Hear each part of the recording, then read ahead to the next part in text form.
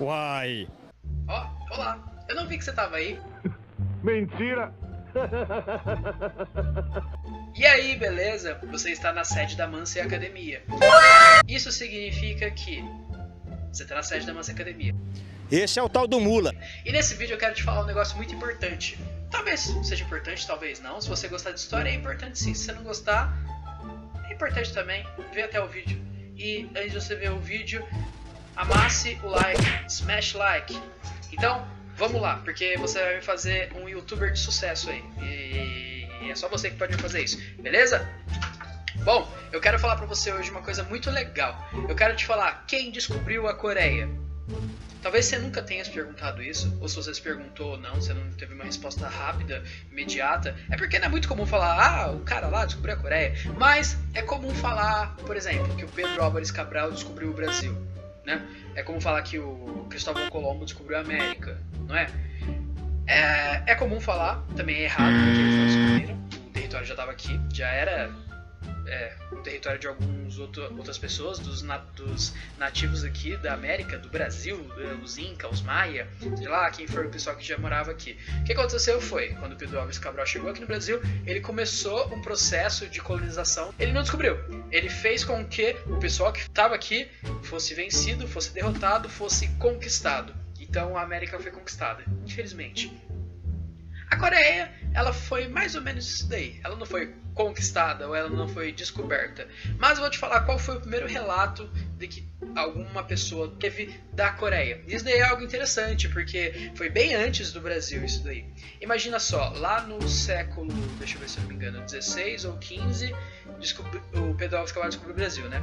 Agora, quem descobriu a Coreia foi lá no século 9 e 10, lá no ano 1900, no ano 1000. Olha quanto tempo faz que eles descobriram a Coreia.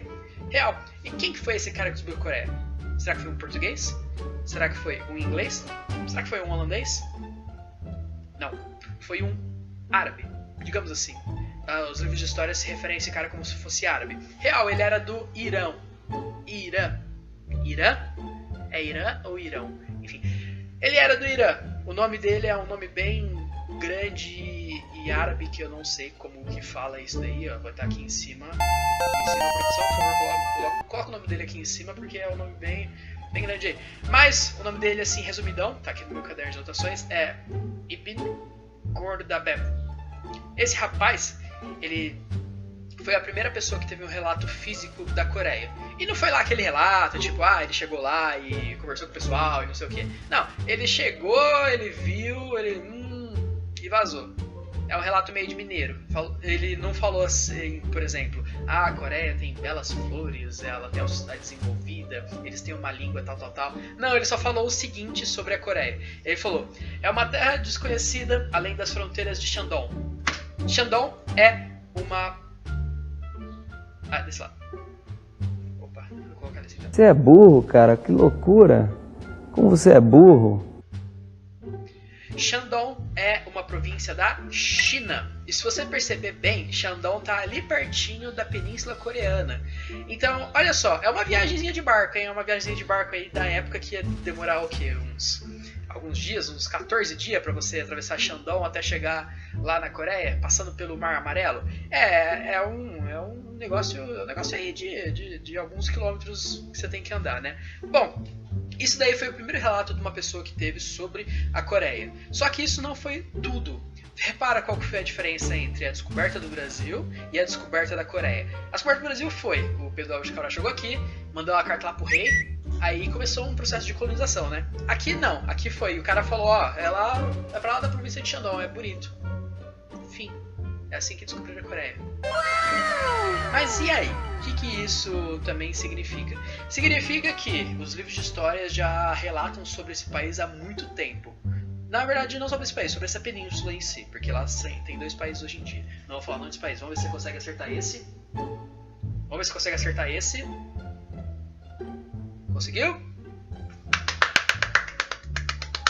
Você é retardado por acaso? Agora vamos lá, o que mais ele falou também da Península Coreana, que tá aqui no meu caderninho de anotações. Ele falou que era um lugar rico em ouro, exportador de ginseng, que é um negócio aí, uma planta, parece gengibre, cânfora, eu vou colocar o que é cânfora aqui do lado da tela, óleos e muitos outros produtos manufaturados, como sela, aquela que coloca no cavalo, porcelana e cetim, aquele tecido bonito lá de gente rica. Cetim é um negócio de gente rica. Alguns muçulmanos ficaram tão encantados que viveram por lá. Ou seja, o Ibn Khordadbeh, ele falou, o relato dele foi bem ruim, foi bem ríspido, foi bem breve, mas o pessoal ficou tão maravilhado com aquela terra que alguns ficaram por lá. Isso daí no século IX. Repara bem, o pessoal lá do Irã saiu e foi morar na Coreia lá no século IX. Será que há resquícios, será que há indícios até hoje desse pessoal que foi pra lá? É algo historicamente relevante. Talvez tenha, talvez não. E também é um relato de um marinheiro holandês que teve um naufrágio lá perto da costa coreana.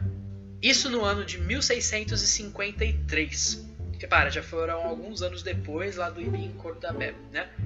O que aconteceu? Aconteceu que ele estava navegando por lá e o negócio naufragou por lá. O pessoal não atracava muito na Coreia, porque a Coreia ela era meio antissocial, digamos assim. Ela não tinha muito contato com o pessoal de fora, porque todos os contatos que ela teve com o pessoal de fora foram contatos bem ruins, então ela acabou por se internalizar. Ela acabou por se individualizar. Qual que é a palavra correta? Eu esqueci. Ela criou barreiras protecionistas nela mesma para ninguém entrar lá. Bom, esse marinheiro holandês que teve um naufrágio lá na costa coreana, ele contou com um pouquinho mais de detalhes como que era a vida por lá. Eu não vou contar todos esses detalhes aqui porque isso daí é um livro inteiro sobre esses detalhes dele. Ele contou com detalhes, só que, com todo respeito, ele era um marinheiro na época e ele não era muito bem educado, ele não era muito detalhista também nos detalhes, mas ele foi bem mais detalhista que aquele árabe que foi lá antes, o Ibn Khordadbeh, sei lá o quê. Após isso aí, após esse holandês chegar lá na costa coreana e viver lá por alguns anos, depois ir pro Japão, a costa coreana ela foi visitada por alguns outros países, como a Grã-Bretanha, a Rússia, a França. Só que eles não foram lá e entraram na península. Eles não foram lá dentro, andou e tudo mais, não. Eles só iam fazer aquelas viagens de descoberta. Fizeram um pequeno périplo entre a costa coreana, fez ali na China, foi ali pro Japão. Eles não pararam, só tava fazendo carta cartográfica, só tava fazendo mapa na época. Tipo, como que é isso daqui? Deixa eu desenhar aqui a costa coreana, enfim. Agora sim, com maiores detalhes, e quando algumas pessoas entraram de fato no território coreano, foram alguns missionários jesuítas lá no século XIX. Eles foram assim as primeiras pessoas de fora que entraram na Coreia, viveram a sociedade coreana, deram detalhes riquíssimos sobre aquela sociedade e até hoje...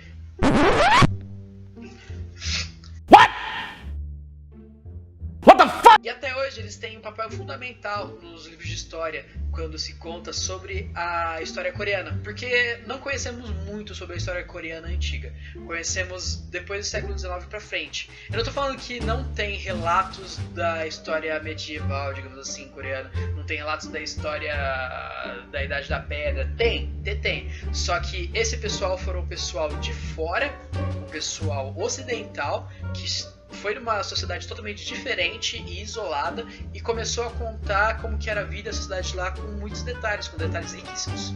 Se você já teve essa pergunta sobre quem descobriu a Coreia, essa é a resposta, em um vídeo bem curtinho de alguns minutos. Eu vou preparar mais alguns vídeos falando sobre a história coreana, espero que você tenha gostado. Se você gostou, já sabe, né? Smash like. Ó, você pega o seu mouse, aperta like diversas vezes, ó, vai deixando o like quebrado aí, porque eu tô precisando da ajuda de vocês. E a Mansi também vai ser um canal do YouTube famosíssimo. Então, até mais!